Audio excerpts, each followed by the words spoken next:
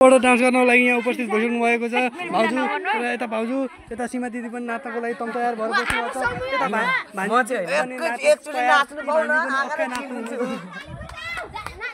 आउनु भएको छ सबैजना ताली तालीले स्वागत गरौँ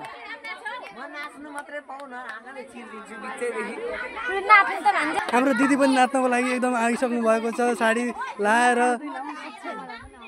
एकदम नाच्नु हुनेछ भन्नेमा हामी एकदम ढुक्क छौँ ल भाउजू तपाईँ के भन्न चाहनुहुन्छ नाचौँ नाचौँ परेको म भेट्छु